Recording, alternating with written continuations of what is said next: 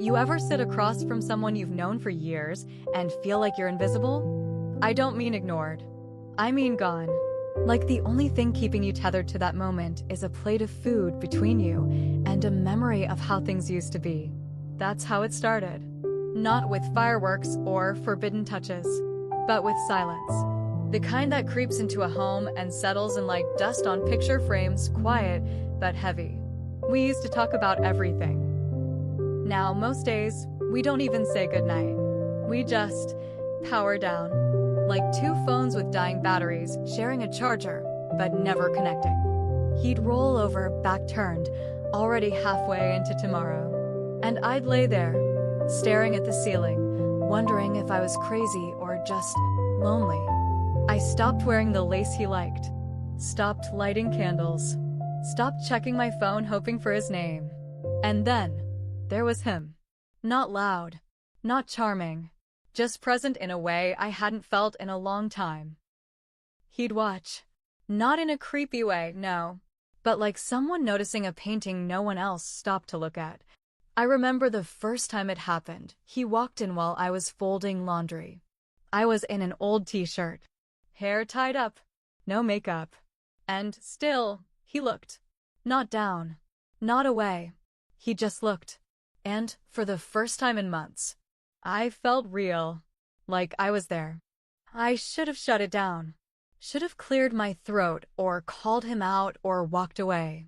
But I didn't, because deep down, a part of me liked it, liked being seen, liked the attention, liked the idea that someone still thought I was worth noticing. I told myself it was harmless. Just a look, just a moment, just curiosity. But it wasn't harmless. Not when you're starving for affection. Not when your heart's been running on empty for so long, you start mistaking danger for desire. And then he said it. One sentence, barely above a whisper. I want to watch. I froze. Because somewhere in the quietest corner of my chest, I realized I wanted the same. Subscribe to Heartfelt Tales Unfold, because the stories we carry in silence are the ones we need to hear the most. I'm 36, and for the last 8 years, I've been a wife, a mother, a manager of routines, a keeper of peace. But somewhere along the line, I stopped being me. It's hard to tell exactly when it happened. Maybe the night he came home and went straight to the couch without a word. Or maybe the week he stopped touching me unless it was by accident. We used to be close. Not just physically, but emotionally. He used to notice if I changed my hair. He used to ask how my day went and actually listen. Now, most days, he comes in, nods, pours a drink, turns on the news, and disappears into the screen. I used to wait up for him. Now I just turn off the lights and climb into bed alone, even if he's sleeping right next to me. There's no yelling, no cheating, no big betrayal. Just a slow, quiet unraveling, like thread coming loose in a sweater, one tug at a time. And then came him. He's 19. Moved in a few months ago because his college is nearby and we had the extra room. He's family, kind of. Close enough that no one questioned it. Distant enough that the boundaries felt unspoken. He's quiet. Keeps to himself mostly. But he watches everything, not in a judgmental way. Just observant. He'll be sitting in the corner of the room, and I'll feel his eyes before I even see him. Not staring, just present. Like he actually sees the things other people don't. I'd be wiping down the counter and look up to find him watching the way I hold the sponge. Or pouring coffee, and I'd feel him noticing the small shake in my hands I didn't know was there. He never flinched. Never turned away. And maybe that's what drew me in. Not his words, not his looks, but his attention. Our house is beautiful, clean, well decorated. The kind of place people compliment when they walk through the door. But it doesn't feel lived in. It feels like a showroom. Everything in its place. But no warmth, no chaos, no soul. And that's what I became in it. Part of the furniture. Polished. Positioned. Quiet. I don't think anyone really noticed how hollow I felt. Not even me. Until he started noticing. It wasn't dramatic. It wasn't dangerous. Not at first. It was the way he lingered in doorways. The way he remembered things I said days before. The way he never interrupted, but always seemed to be listening. And little by little, I started to look for him. Not on purpose. Just, when I walked into a room, I noticed if he was in it. And when he wasn't, something felt missing. I didn't tell anyone. Of course I didn't. How do you explain a feeling you don't fully understand? All I knew was, in a house full of quiet, he was the only one who made me feel like I was still here. It was a Saturday. Late afternoon. The kind of heat that sticks to your skin, makes everything feel slower. I had the windows open, fans going. The house was still quiet in that specific weekend way. My husband was out, said he needed to run errands, which usually meant wandering around the hardware store just to get away. I was in the laundry room. The air smelled like detergent and sun-dried fabric. I had on this old, loose shirt. No bra. Hair thrown up. Sweat on my neck. Not dressed up. Not even trying. Just comfortable. Just invisible, the way I'd grown used to being. I was folding one of his towels, the boy's, and I felt it. That unmistakable awareness of being watched. I turned. And he was there. Standing in the doorway. He didn't say anything. Didn't smile. Didn't move. He just looked at me.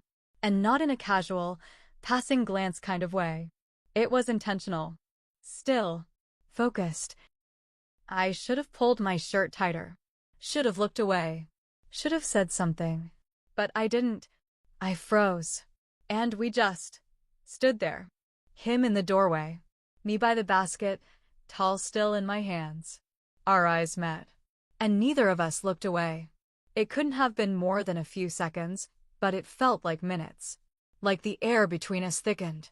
Like something unspoken passed from him to me, and back again. Then I blinked. He stepped back. And he was gone. No words. No explanation. Just the sound of his footsteps disappearing down the hall. That night, we had dinner. The three of us. My husband was half checked out, as usual, scrolling through his phone between bites. I barely ate. And him, the boy. He didn't speak much either. But he didn't look at me. Not once. He kept his head down. Answered questions with short replies.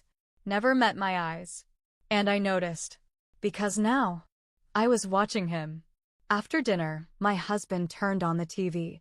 He called for him. Hey, come watch this with me. But he said he was tired.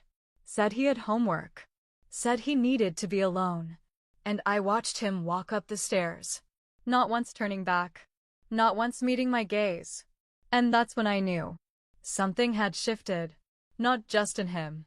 But in me. Because I could still feel the weight of his stare. And worse. I missed it. I told myself it was nothing.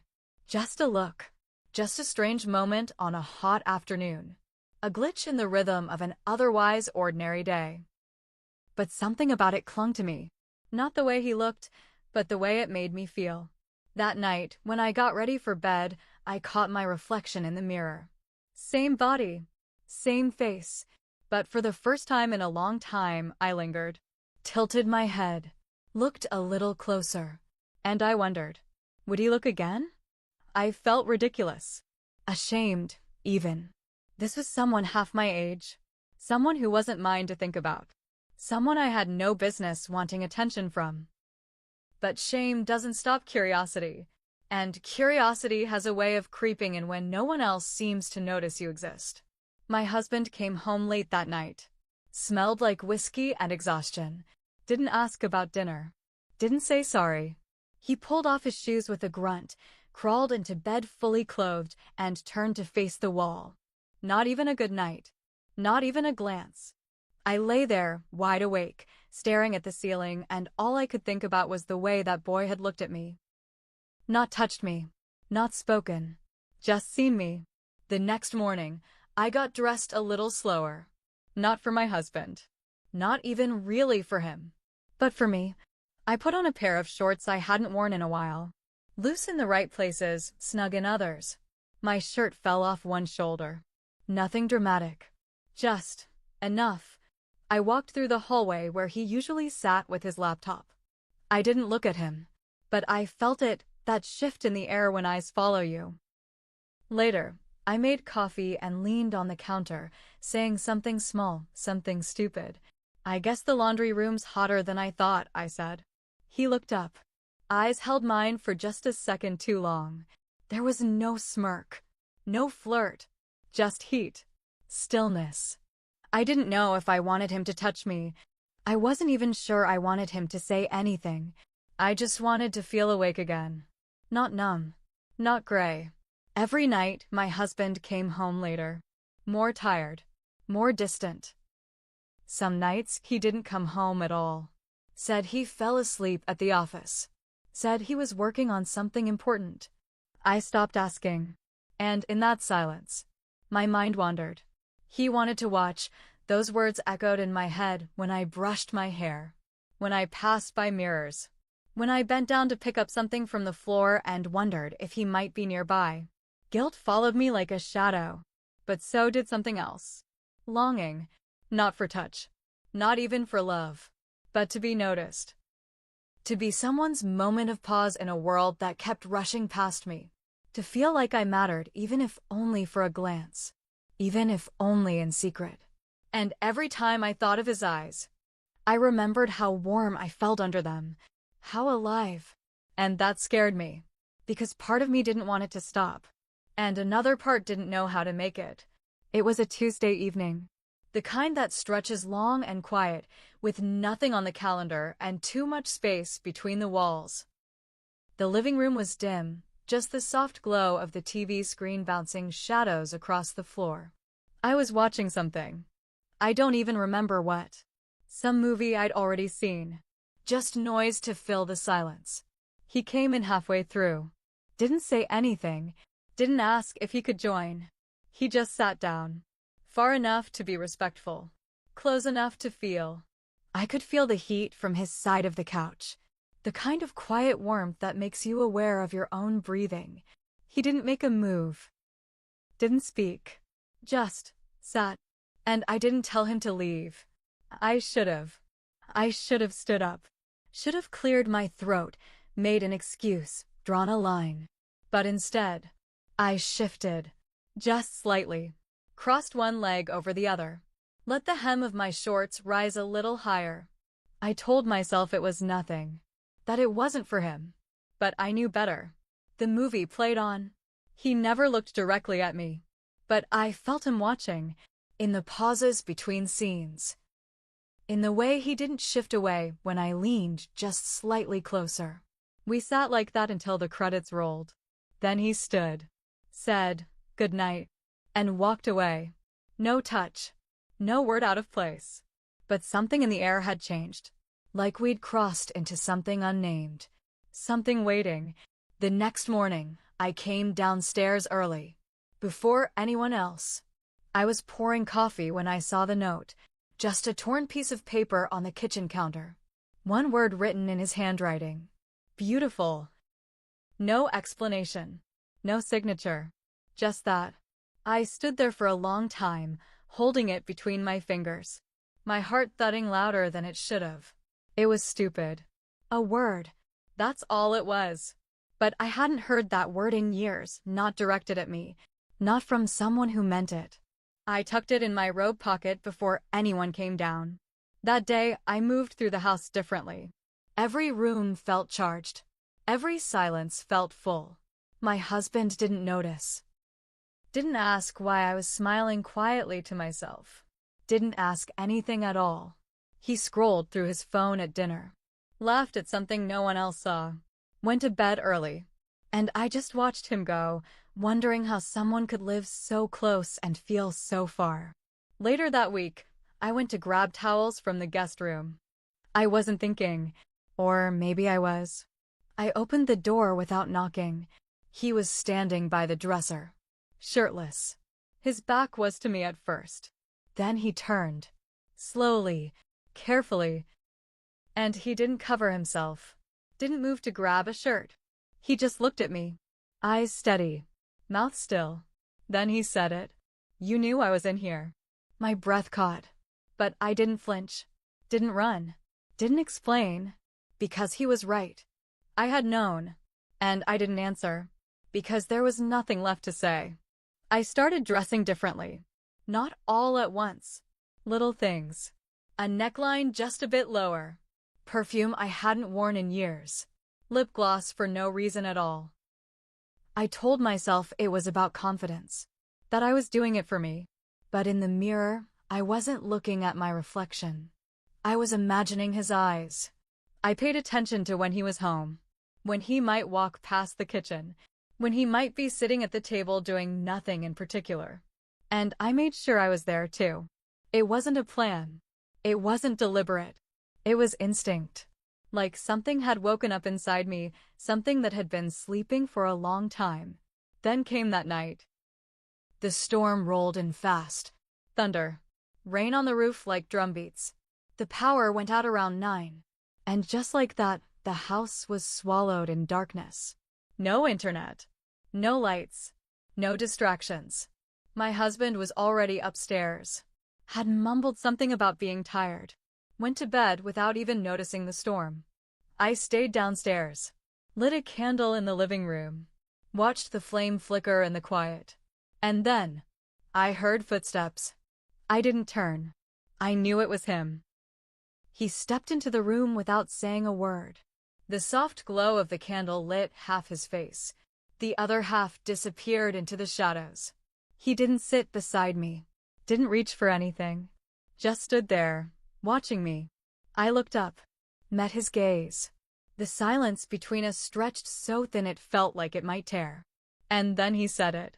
I don't want to touch you. I just want to see what he's stopped seeing. My breath caught. My hands trembled. I could have stood up. I could have blown out the candle and walked away. Gone upstairs. Slipped into bed beside the man who used to love me. But I didn't move. I didn't say a word. Because those words, I just want to see, they hit something deep. Something no one had touched in years. So I let him look. Not with hunger. Not with shame. But with that same stillness. That same quiet attention he'd shown me since the beginning. He sat on the edge of the couch. A few feet away. The candle flickering between us. I stayed where I was. Back straight. Hands in my lap. And we didn't speak. We didn't move. But everything crossed the line. My skin burned under his eyes. Not because he touched me, but because he didn't. Because in that moment, he saw all of me. The woman who'd been erased. The wife who'd been forgotten. The body that had been walked past for years like a piece of furniture. He didn't ask anything of me. Didn't demand. Didn't press. Just watched. Like I was art. Like I was something worth seeing. And for a moment, I believed it. Then, just as suddenly as it began, the power flickered back on. A pop. A hum. Lights returned. The world resumed. And I turned toward him. What I saw in his eyes wasn't lust. It wasn't pity. It was recognition. He saw me. All of me. And I saw myself. Not the wife. Not the mother. Not the woman who folds towels and bites her tongue and sleeps beside a man who forgets to kiss her goodnight. But the woman who once mattered. Who still did. The lights were on again. But something inside me stayed in that dark room. Still. Burning. Alive. After that night, everything changed, but nothing did. There were no confessions. No touches. No words spoken about what we shared in the candlelight. But the air between us was different now. Tense. Heavy. Fragile, like something already cracked and waiting to shatter. He started avoiding me.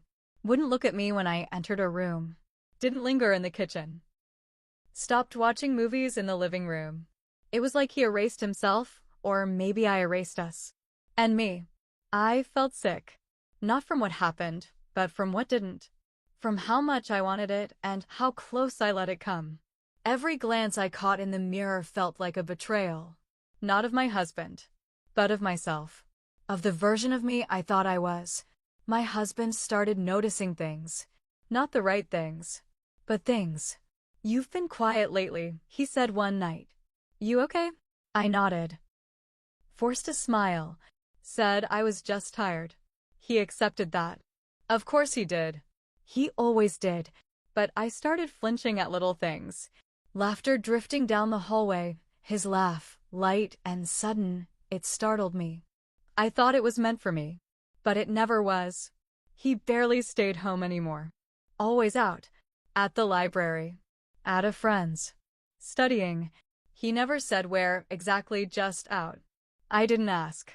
The silence between us stretched further. Wider. And yet somehow louder. The house, once still and quiet, now pulsed with things unspoken.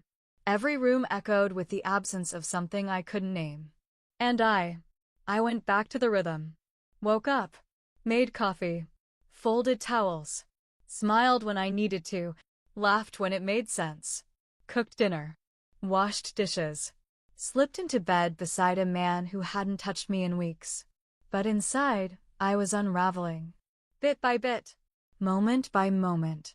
One afternoon, I was cleaning the fridge. The door open, humming softly. And a photo. One of those magnet-clipped ones fell. It was the three of us. My husband in the middle. Me on one side. Him on the other. We were smiling. It looked like a happy photo. Like a family. But looking at it now, it felt like a lie. I picked it up. Held it in my hands longer than I should have. Then walked over to the drawer where we keep spare batteries and old receipts and slipped the photo inside. Closed it. Softly. I stood there for a while. Hand resting on the handle. Breathing.